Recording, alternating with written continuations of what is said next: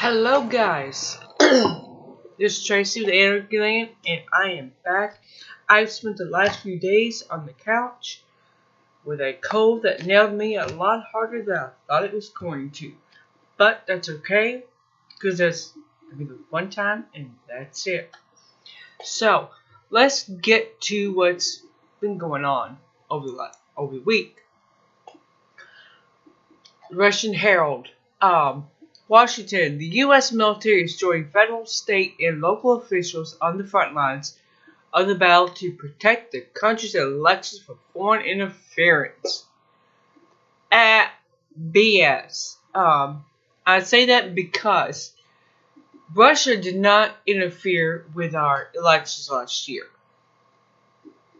It was Israel that is interfering with our elections.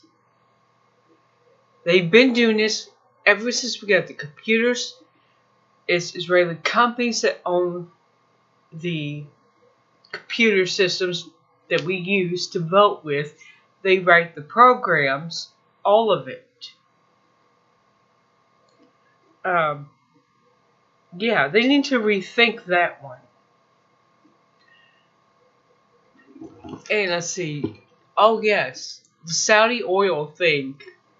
First of all, somebody please tell Michael Pale this happened in Saudi Arabia, not here in America. This was not an attack on us. It was an attack on Saudi Arabia that, well, they deserve. Apparently the Houthis in Yemen attacked an oil pumping station, and they even took credit for it. However, people in Saudi Arabia and Washington, D.C. refuse to believe. I mean, it's like that child said, "Hello, I did it," and she says, "Sit down, sit down."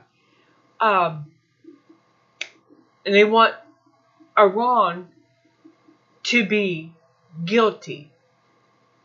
They're even trying to say, "Well, Iran,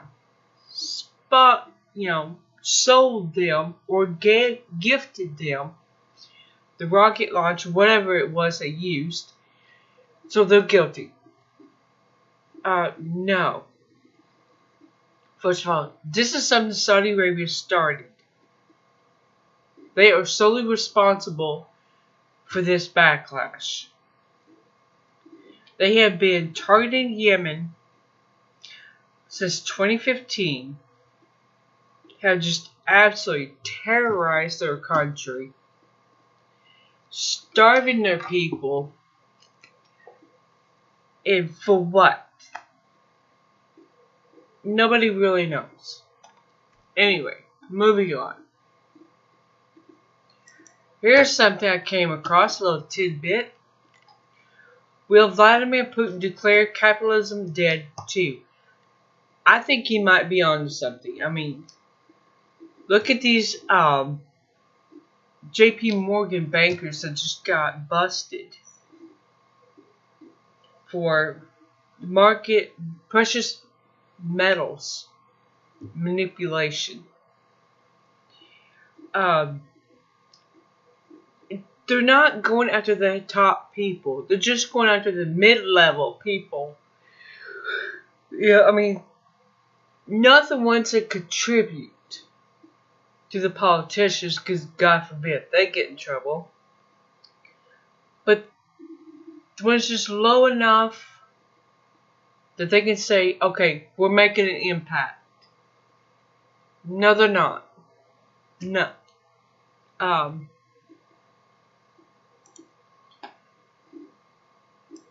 And Trump is trying to ban vaping, which I have no problem with. Antonia, her generation is all for it.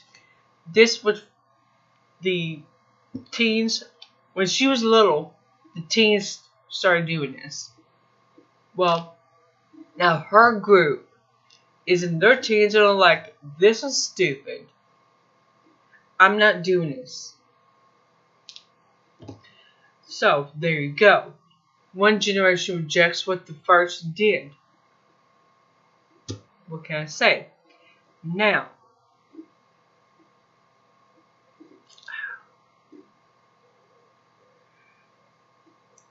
I have a story I want to find for you.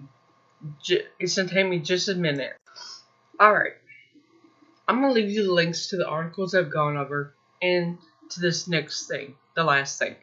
Anti-Semitism bill to stop free speech. Okay. This is just another hate law, one of these trying to control free speech thing. But it's targeting speech against Jewish people in the country of Israel. This is not a good idea. Putting this in as a law is going to have the reverse effect.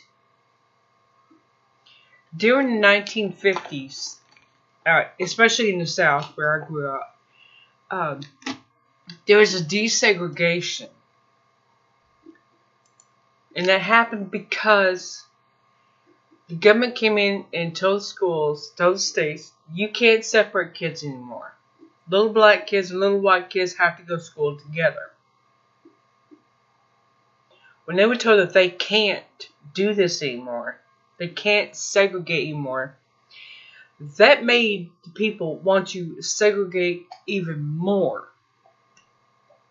So if God forbid this law should go through, this anti-Semitism bill, whatever it is, I'm going to leave you a link for it. If it goes through, it's going to be a disaster. Because what it's doing is saying you can't hate these people. You cannot speak against these people. You cannot speak against this government. And guess what people are going to do?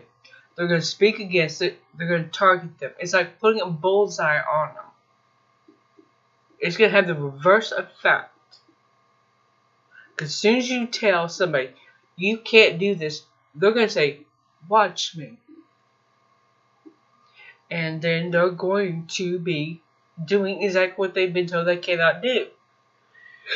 So,